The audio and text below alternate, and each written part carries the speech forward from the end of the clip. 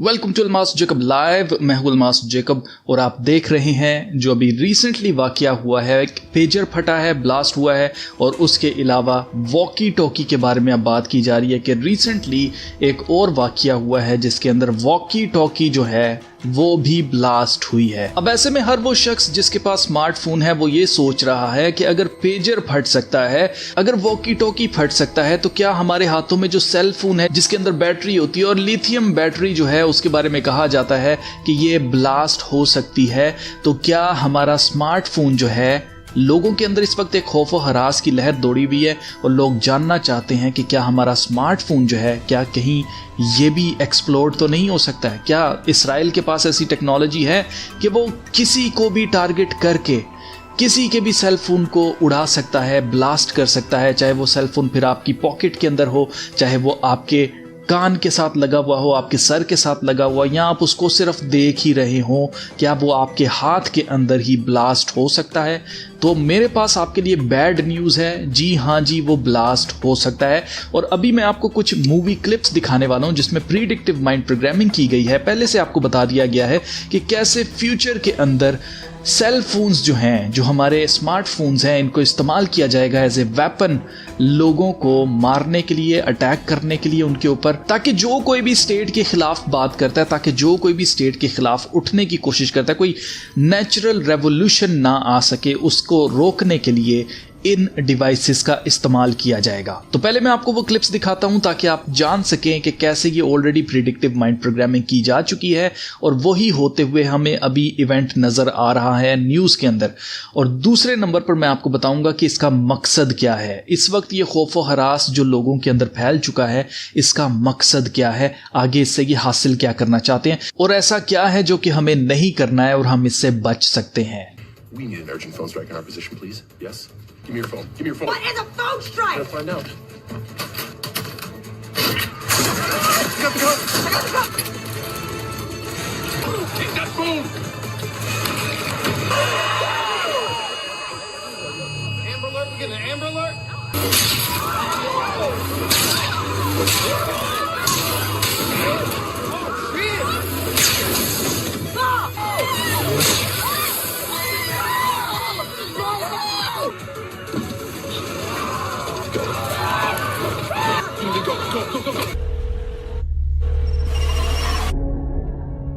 Hi, Dad. Hey, buddy.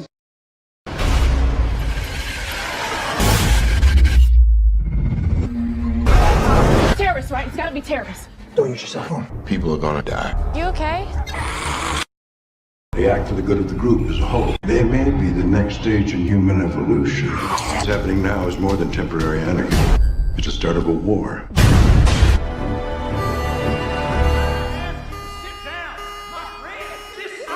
Just like the infidel you are. I'll give you now. You will eat your babies. You will drown. Callahan, can you hear me? I didn't expect it to be that effective. What kind of response are we talking? 100%. So everyone's been affected, whether they have a SIM card or not. I can't stop this.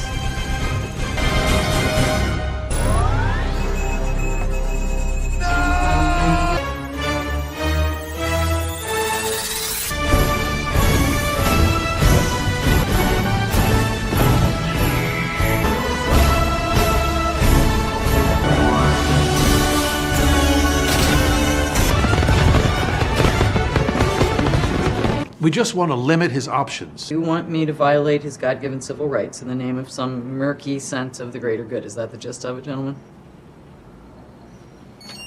Wait, you gonna take that? After all the grief you've given me over cell phone? I can pretty much do whatever I want. Hello? तो main agenda इनका ये है कि हमारे अंदर खौफ harass पैदा करना चाहते हैं। खास तौर से अभी आप देखेंगे कि न्यूज़ के अंदर ये चीज़ आएगी, न्यूज़ के अंदर ना भी आए तो हर एक स्टेट, पूरी दुनिया के अंदर जितनी भी गवर्नमेंट्स हैं वो पुराने जितने भी सेल फोन्स हैं, पुरानी जितने भी इक्विपमेंट्स हैं, जैसे कि ये पेजर हो गया, ये वॉकी टॉकी हो गया, इन सबको बैन कर देंगे। इनको बैन करने का मकसद क्या है? इनको बैन करने का मकसद ये है ताकि किसी का भी एक्सेस इन डिवाइसेस तक ना हो। क्यों? क्योंकि दे आर द सेफेस्ट। और अगर आप ये बिलीव कर रहे हैं कि न्यूज़ के अंदर बताया गया कि पेजर फट गया है या वॉकी टॉकी फट गया है, तो अगर आप इसके ऊपर बिलीव करना चाहते हैं तो आपकी मर्जी है, लेकिन मैं इसके ऊपर बिलीव इसलिए नहीं करने वाला हूं क्योंकि ये न्यूज़ की तरफ से हमें बताया जा रहा है। मेन स्ट्रीम मीडिया न्यूज़ जो है वो मैं आपको पहले बता चुका हूं कि कैसे वो माइंड प्रोग्रामिंग करने के लिए, लोगों की ब्रेन वॉश करने के लिए इस्तेमाल किया जाता है और जिसको ये फेक न्यूज़ कहते हैं। अब आपको अच्छी तरह से पता है कि शैतान ने हर चीज़ को उल्टा कर दिया है, जो सही है वो गलत है, जो गलत है वो सही है।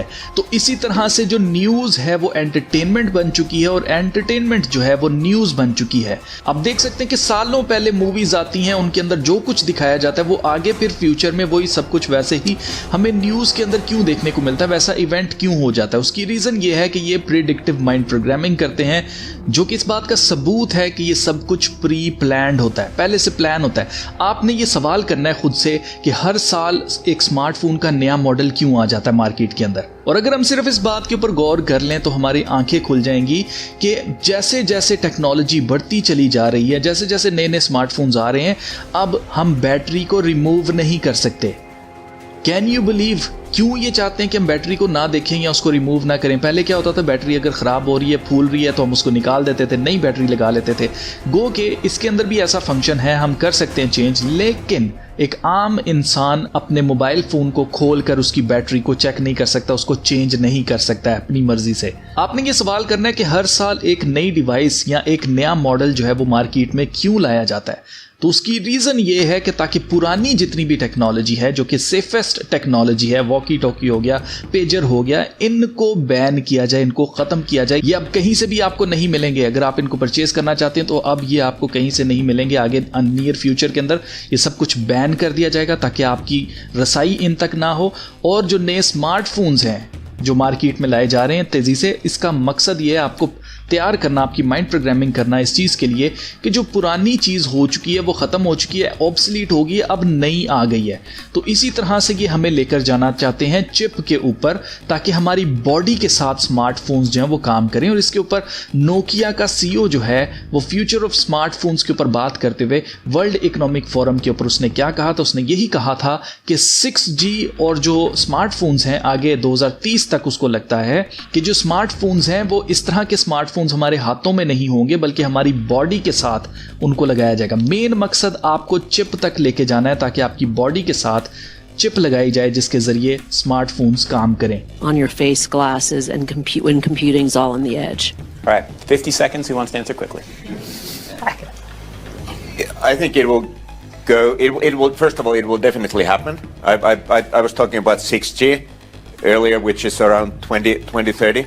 I would say that by then, definitely the smartphone as we know it today will not anymore be the usual kind of the most common interface. Wow. Many of these things will be built directly into our bodies. Wow.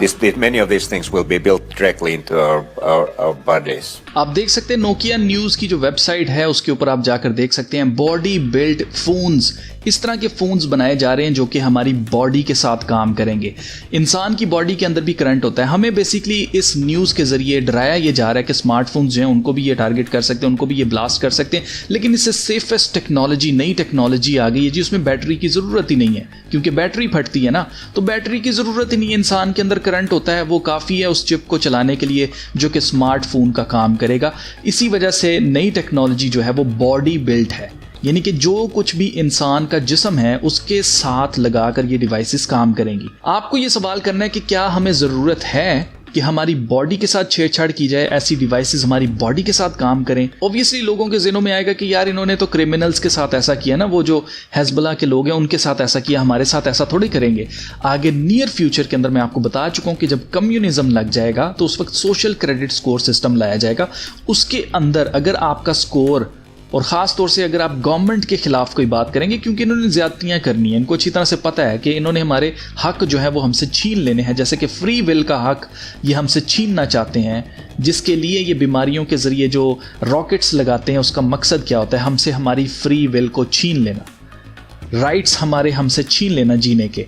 तो carbon footprint itself कि जी आपने कितनी रोटियां खाई हैं, आप कितने चले हैं दिन के अंदर, कमा रहे हैं, ये सारी चीज़ें उसके अंदर आएंगी। आप कितनी बिजली इस्तेमाल कर रहे हैं, पानी कितना इस्तेमाल कर रहे हैं, तो ये सब कुछ जब इसके ऊपर चेक रखा जाएगा तो आपकी एक एक सांस जो है उसको कैलकुलेट किया जाएगा कि क्या आपको हक है मजीद सांसें लेने का, आपकी वजह से कार्बन बढ़ रही है दुनिया के अंदर।